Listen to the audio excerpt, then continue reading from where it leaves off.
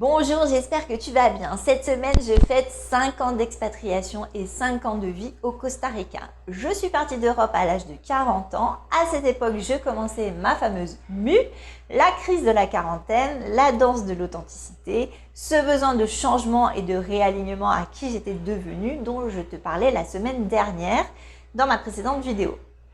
Mais ce que je ne savais pas à l'époque, c'est que ce changement de lieu et de style de vie allait être bien plus profond. Je me suis dit que j'allais tourner une vidéo sur comment moi je vois l'expatriation et surtout comment je la vis et pourquoi au final ce que je vis est très loin de ce que j'avais planifié.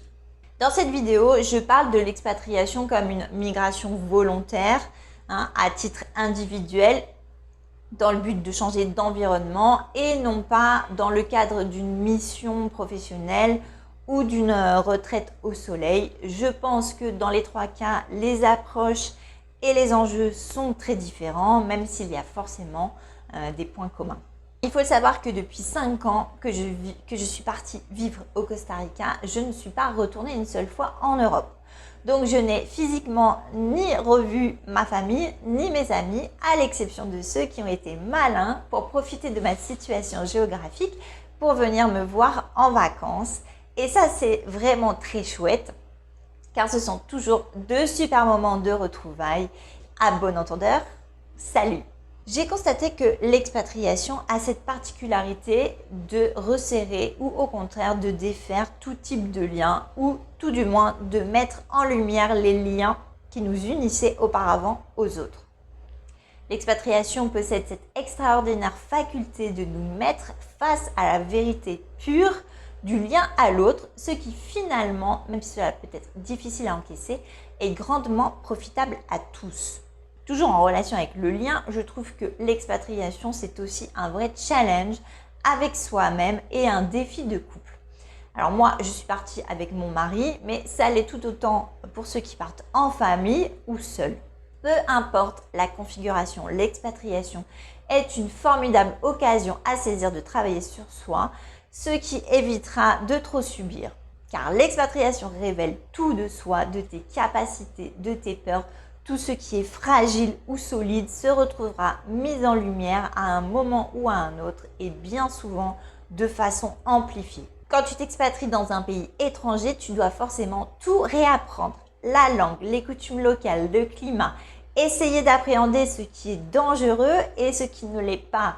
Te mettre à jour dans les papiers administratifs. Comprendre des règles qui paraissent parfois totalement absurdes. Rencontrer des gens qui joueront un rôle plus ou moins important dans ton expatriation et devoir jauger assez rapidement de leur niveau d'intérêt et d'intéressement et par conséquent de la confiance que tu peux leur accorder ou pas. C'est un vrai changement à 360 degrés et une charge mentale très importante car il faut arriver à trouver un juste milieu entre la confiance que l'on a en soi et en la vie et en même temps rester prudent.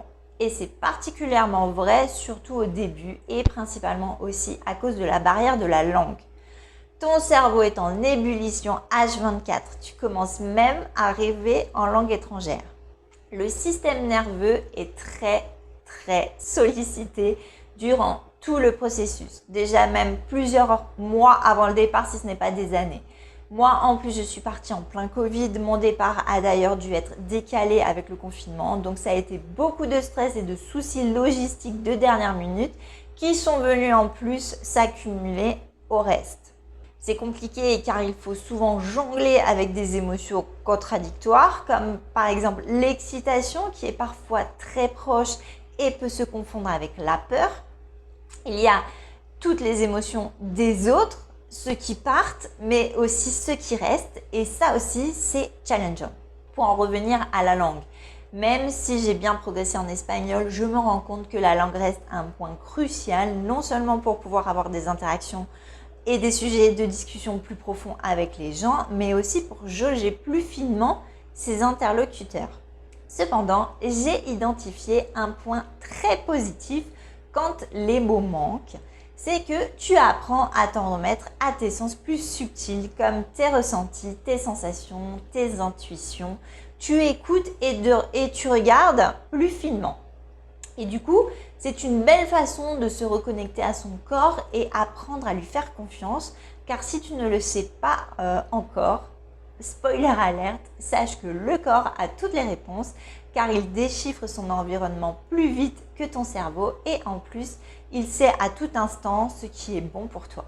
S'expatrier, c'est donc relever tout un tas de défis au jour le jour et c'est renoncer à beaucoup de choses comme tout le confort du connu que tu avais avant, la sécurité, les aides sociales et bien sûr, je parle en tant que Française, c'est renoncer à la surprotection de l'État qui a tendance à tout le temps te dire quoi faire, quoi penser, quoi manger et te trouver des solutions à tous les problèmes, même à ceux qu'il a lui-même créés.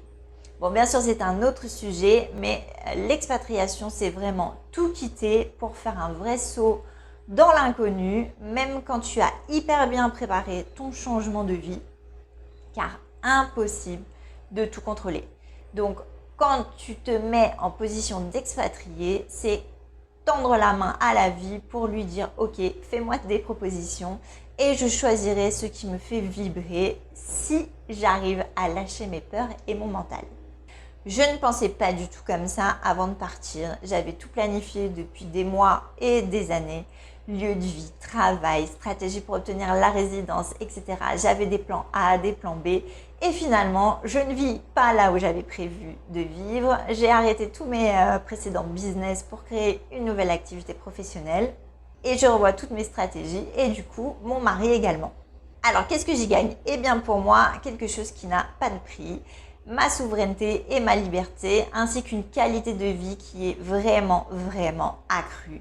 Et l'opportunité aussi que cela m'a permis de me chercher et de me trouver, même si c'est encore en cours et que je pense que ça durera bien toute ma vie.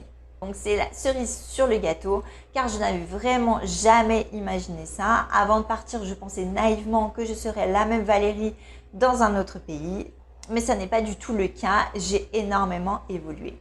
Donc pour moi, le plus bénéfique dans l'expatriation, c'est la montée en autonomie et en confiance, la possibilité de vivre plus proche de mes valeurs et la possibilité que cela m'offre d'apprendre à mieux me connaître, ainsi qu'une prise de recul sur ma vision du monde grâce à une plus grande ouverture d'esprit. Comme je te le disais un peu plus haut, mon mari est aussi de la partie. Lui et moi, on n'a pas du tout le même caractère. Moi, j'adore le changement, la liberté, l'aventure et je peux changer de direction en quelques secondes. Mais lui, clairement, ce sont des choses qui l'angoissent profondément. Lui, c'est un bâtisseur au long cours, carré, il aime la stabilité et il déteste les imprévus. Donc, même si on avait préparé très en avance notre expatriation, nous nous sommes quand même heurtés à quelques pièges qu'on avait pourtant essayé d'anticiper, comme projeter trop d'attentes sur l'expatriation. L'expatriation n'est pas une solution magique pour la résolution des problèmes, bien au contraire.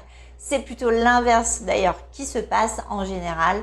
Ça met les problèmes sur la table en puissance 1000.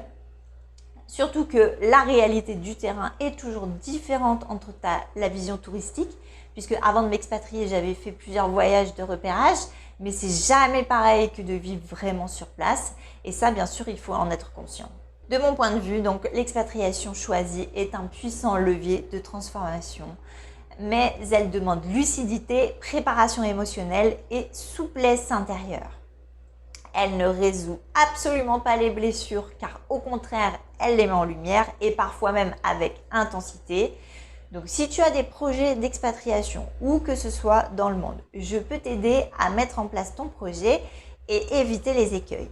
Où que tu en sois dans le processus, même si c'est juste à l'état de projet, je peux t'aider à passer ce cap difficile en t'accompagnant pas à pas sur l'élaboration et la concrétisation de ton projet, que ce soit la logistique, la paperasse bien ennuyeuse, la préparation mentale et surtout le volet émotionnel qui, à mon avis, est très largement sous-estimé et souvent totalement mis de côté dans la préparation, mais aussi durant l'expatriation. Or, c'est à mon avis là que tout va se jouer car vivre une expatriation, c'est comme naviguer entre des tempêtes. Tu te fais forcément éclabousser à un moment ou l'autre. Ça a bien sûr le mérite de te réveiller pour t'aider à maintenir ton cap, mais vaut mieux être bien équipé. Je me rends compte en t'en parlant que cette thématique me passionne. Donc si tu veux en discuter avec moi, je te mets un lien pour prendre un rendez-vous gratuit pour faire connaissance et voir comment je peux t'aider. Et si tu as des questions, mets-les-moi en commentaire. Et puis tu sais, en conclusion, je dirais que l'herbe n'est pas plus verte ailleurs, elle est juste plus verte là où on l'arrose et là où on en prend soin. Donc à toi de choisir sur quelle terre tu veux cultiver ton jardin. Je te dis à très vite et en attendant, prends bien soin de toi.